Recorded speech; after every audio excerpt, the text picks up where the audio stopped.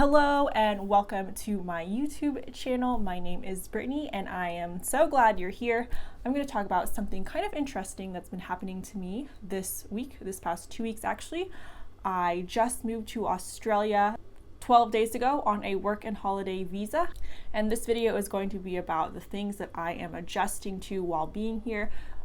Australia specific things or things specific to being an American in Australia now. Kind of small, but I hope they might be a little bit comical or at least relatable if you have just moved over here as well or you've gone through this process. Don't forget to subscribe if you'd like to see more about my work and holiday journey or just me kind of traveling throughout Australia and getting settled and everything. Like this video if you like it. I don't have to ask you that, but if you like it, please give something back. And if you have anything to add or questions, I would love to hear from you in the comments. So on to the video. All right, so obviously there's a bunch of differences between Australia and America. At least I don't have to learn another language, but I still have to get used to the accent and a little bit of the lingo. Or accent's it's not too bad, but I mean Australian accent is an Australian accent. I still do have trouble adjusting to it, and I just feel, especially like the first week when I would go to the bank or ask for something in the store, I just felt so exposed.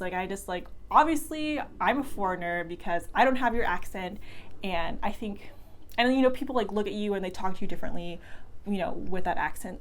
So that's me adjusting to having an accent. Like obviously in America I don't have an accent, but here I do.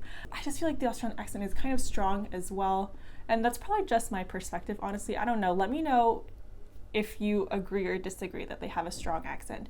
I mean, compared to say like a British accent. Especially when I'm on the phone and they say something, I usually ask them they have to spell like names of places or their name. And also like my accent, like people need me to repeat things as well.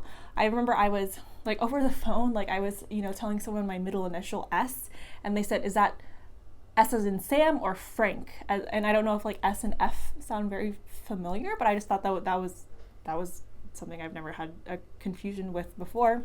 And also, not just the accent, but also just the lingo or the words that they use. Yesterday, a couple people asked me something like, "How are you doing?" Like that's what they were asking me. That was the meaning of what they were saying, but they didn't say how are you or like how is it going or what's up or how is your day. They said, I don't even know what they said.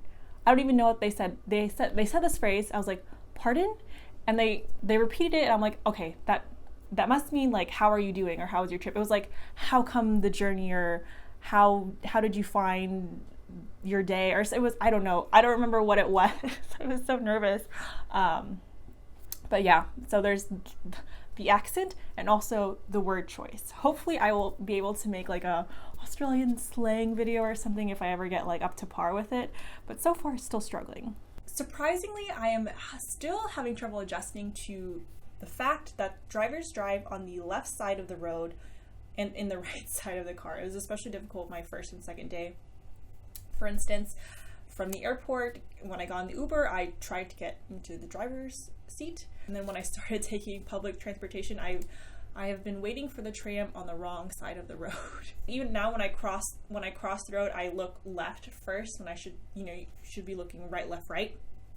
Still look left, right, left. Also, like when I'm like waiting to cross the street, like I'll see a driver like texting with both hands, but it's not the driver, it's the passenger. So just little stuff like that. That's not a big deal, but still annoying. And a huge one, not as huge as like the accent and the language syntax thing, but way more annoying than the cars being on different sides of the road, is the metric system. What's more annoying is that the US is the only country that hasn't fully adopted or integrated the metric system in their system. Like we use miles and feet and gallons and ounces, and it just it works in America when it's just us, but when we're trying to work with the rest of the world, it's so annoying. I also had this difficulty when I lived in Italy earlier this year. I'm like trying to memorize like numbers in my head, just to like make a quick conversion. Hopefully like I won't have to think, okay, that it costs this much in kilograms, which means this much in pounds. Okay, that's a good deal. Like, hopefully I won't have to make those conversions anymore. But right now, as I'm like assimilating and integrating, like it just helps to like convert things into the US measurement system. I don't convert things into US dollars anymore, but still referencing back to the US system. I guess when you move to another country, these are just one of the things you have to adjust to. Let me know if you can relate or if you have any tips for adjusting a little bit quicker.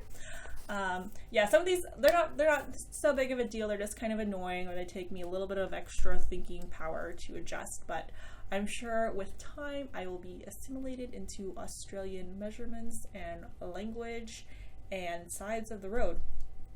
But for now, I am enjoying the struggle because the struggle means that I'm here, and I'm so thankful to be here, and I can't wait to share more of my Australian adventures with you, even though right now I'm just in my room. It's like hardly decorated and I'm still job hunting, but hopefully once I get even more settled, I'll be able to share a little bit more about this journey as well. So thank you so much for watching. I hope the audio was okay, and yeah, I hope to see you back on my channel. And anyway, I hope you have a happier, healthier, and more magical day.